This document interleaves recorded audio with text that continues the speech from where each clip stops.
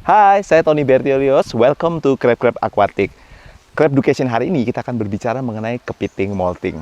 Let's crab!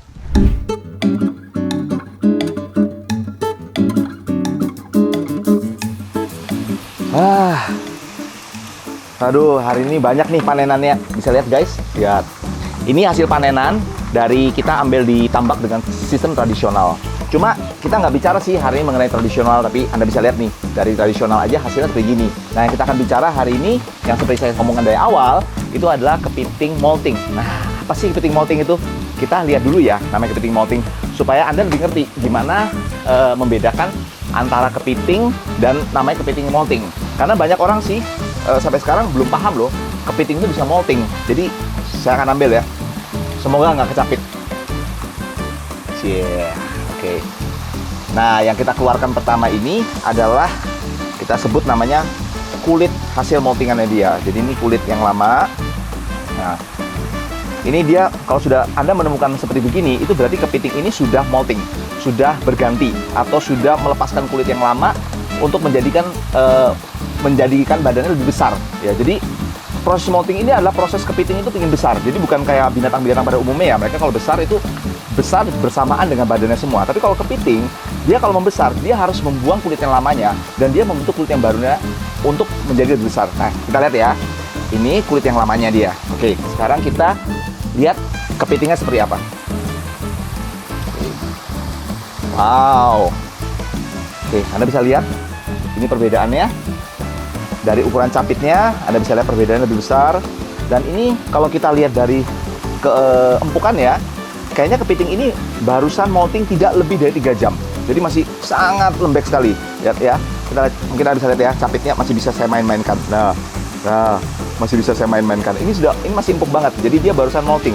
Belum sampai 3 jam. Nah, biasanya kalau kita bikin kepiting soka atau orang ngomong namanya soft shell atau kepiting empuk, kepiting lemburi ya inilah namanya kepiting soka atau kepiting lemburi. Jadi kepiting yang barusan berganti kulit, ini terus kita biasanya rendam di air tawar dulu. Setelah itu, kenapa di air tawar? Ya, karena kalau dia di air yang dengan kadar garam, itu biasanya pengerasannya lebih cepat. Jadi supaya menghentikan pengerasannya, kita harus rendam dia di air tawar sambil menunggu dia diproses. Nah, prosesnya maksudnya apa? Proses untuk dibekuin. Soalnya kalau kepiting model yang empuk ini, kalau misalnya tidak dibekuin, dia akan mati dalam waktu yang sangat cepat ya. Kita akan tahu sini. Kembalikan dulu dah, kasihan nih. Biar dia paling tidak mengeras lagi. Tapi selain itu guys, mungkin Anda juga pasti penasaran ya. Sebelumnya seperti apa sih? Kita ada beberapa kepiting yang akan molting ya. Jadi sudah mau molting tapi belum. Nah, kita cari ini. Dan kita punya banyak sekali kotak. Kebetulan saat ini lagi di bulan puasa ya. Jadi memang kepiting lagi susah, dalam arti banyak nelayan kan karena menjalankan ibadah puasa, mereka mungkin tidak banyak aktivitas siang hari, karena kan cari kepiting itu juga harus panas-panasan, kadang-kadang susah juga ya kalau sudah di lapangan, harus menahan haus, itu kan bukan hal yang mudah ya. Mana ya, kita lihat tadi ya, kayak tadi mana ya, sebentar, kiri, bukan, oh ini ya, ini juga nih. Sebentar. Yang ini juga nih. Ini agak lemes ini. Ini agak lemes. Nah, Anda bisa lihat ini. Ini yang dari alam punya. Nah, ini lihat, ini sudah mulai buka nih.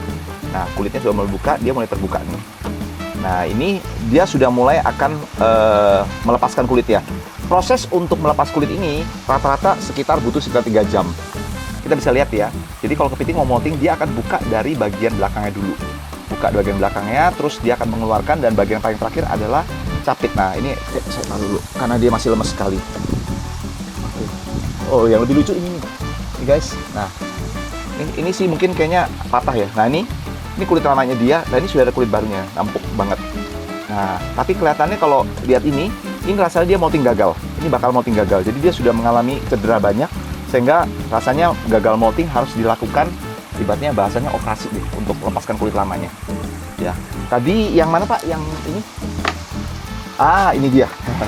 Ini guys. Ini prosesnya udah mulai lebih kelihatan lagi ini. Ini kepiting lagi mulai molting nih. Anda bisa lihat kan? Ini dia sudah mulai membuka badannya dia. Nah, ini membuka. Nanti dalam waktu ini sih kira-kira 2-3 jam ke depan, terus akan membuka dan akan keluar. Nah, oke, akhirnya dibantu nih. Nah, ya.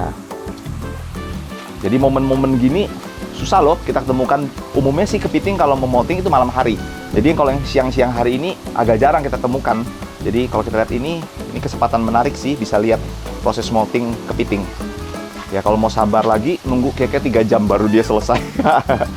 Oke, kita masukin lagi ya, biar dia akan meneruskan prosesnya. Karena kalau kepiting molting, dia butuh air. Justru banyak sekali kejadian kepiting gagal molting atau dia waktu memolting nggak bisa lepas, itu karena ketinggian air kurang atau tempatnya kurang besar. Karena dia kalau memolting dia butuh manuver untuk mengeluarkan ya. Jadi dia kan butuh ruang untuk dia melepaskan badan dia. Nah kalau airnya itu kurang, biasanya kepiting nggak bisa buka gitu loh.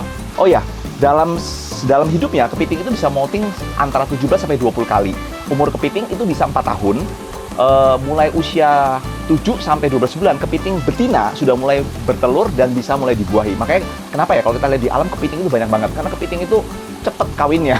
Nggak sampai setahun sudah pada kawin dan bertelur. Dan satu ekor betina itu bisa bertelur antara 1 juta sampai 2 juta telur.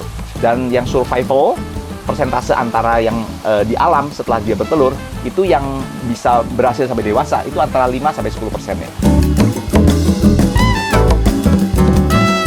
Ini setelah berapa lama keluar dari air, Anda bisa lihat ya, dia mulai tambah kisut karena airnya mulai keluar. Nah, oh iya, mungkin kalau Anda perhatikan, tangannya ini kan tetap nggak tumbuh. Kenapa? Karena kalau kepiting dia mau ganti kulit, kalau kira-kira 1 minggu atau kurang dari 1 minggu, dia sudah mau ganti kulit, terus tiba-tiba tangannya putus, dia nggak punya kesempatan untuk merecovery-nya. Jadi untuk mempersiapkan tangan yang baru. Nah, jadi akan terjadi tangannya putus seperti gini. Tapi lain halnya dengan ini ya, guys. Kalau kita lihat yang ini, tadi mana ya? Sorry. Mana yang bondol tadi? Nanti salah ngambil, taunya ada capit. Bentar ya. Selesai. Iya. Makan bebeknya pakai tangan kiri. Iya, taunya asik-asik ambil gini, taunya ada capit. Nah, ini guys.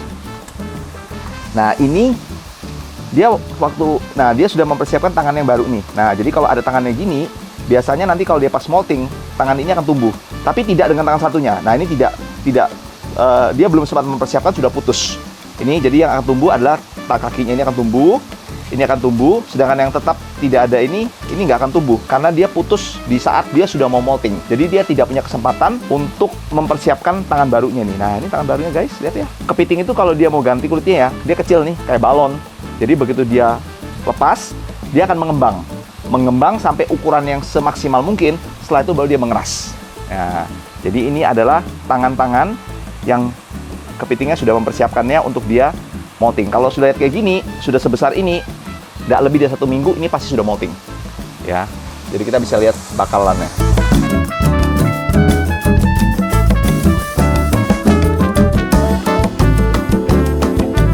Oke guys, sudah tahu ya bedanya antara kepiting molting sama kepiting soka. Nah, kalau teman-teman masih bingung, boleh tulis di kolom komen di bawah sini. Dan follow Instagram saya, ikuti Crab Education berikutnya, and Crab.